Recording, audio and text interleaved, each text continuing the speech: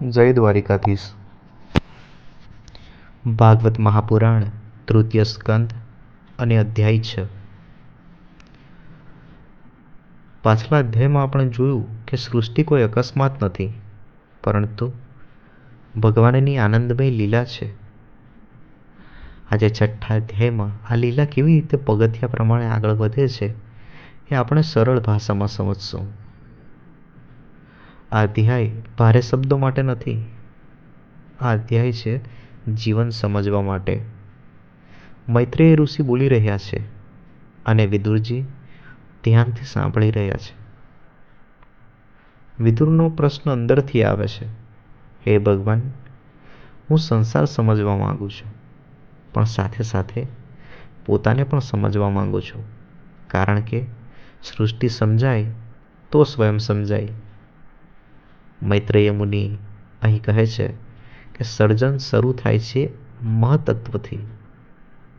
સરળ ભાષામાં કહીએ તો મહતત્વ એટલે સૌથી પહેલું જાગૃત અસ્તિત્વ. જેમ ઊંઘમાંથી આંખ ખુલે એ પહેલો ક્ષણ મહતત્વ જેવી છે. જાગૃતિ આવે ત્યાંથી યાત્રા શરૂ થાય છે. મહતત્વમાંથી જન્મે છે બુદ્ધિ.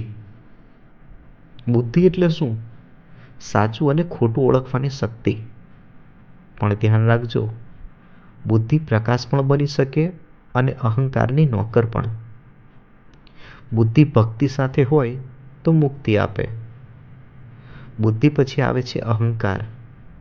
અહંકાર કહે છે કે હું અલગ છું. જ્યાં હું મજબૂત થાય ત્યાં તમે દૂર થાય છે. અહંકાર દુશ્મન નથી, પણ અજ્ઞાનથી ભરેલો મિત્ર છે. મૈત્રેય મુનિ આગળ કહે છે કે સાત્વિક અહંકાર જ્ઞાન તરફ, રાજસિક અહંકાર ક્રિયા તરફ અને તામસિક અહંકાર એ જડતા તરફ લઈ જાય છે. આપણી દરેક ક્રિયા આ ત્રણમાંથી એકથી જ ચાલે છે, જેની વાત ભગવાન શ્રી કૃષ્ણ એ ભાગવત ગીતામાં પણ કરે છે કે કોઈ પણ મનુષ્ય એ માયિક પ્રકૃતિના 3 ગુણ સત્વ, રજસ અને તમસથી કર્મ કરવા માટે પ્રેરાયેલા રહે છે. આ સમજ આવે તો પોતાને ઓળખી શકાય.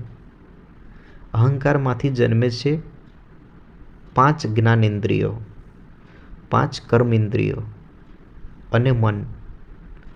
સરળ ભાષામાં મન એટલે બ્રિજ. બહારની દુનિયા અને અંદરના આત્મા વચ્ચેનો બ્રિજ. જો મન શાંત હોય તો ઇન્દ્રિયો શાંત. આ અધ્યાયમાં આપણે શું શીખ્યા? આ અધ્યાયનો સાર શું છે? તો સૃષ્ટિ બહાર નથી, આપણી અંદર છે. જે કોસ્મોસમાં છે એ જ આપણામાં છે. અહંકાર સમજાય તો બંધન ઢીલું પડે. જાગૃતિ એ મુક્તિનો પ્રથમ પગથિયું છે. આજે આપણે સૃષ્ટિનો નકશો જોયો. આગળના અધ્યાયમાં તત્વો વધુ વિસ્તરે છે. પંચભૂતનો જન્મ થાય છે. આ યાત્રા ધીમી છે પણ ઘણી ઊંડી છે. શાંત રહો, સાંભળતા રહો. આગળના અધ્યાયમાં પ્રવેશ કરીએ ત્યાં સુધી સર્વ પ્રેમીજનોને જય શ્રી કૃષ્ણ.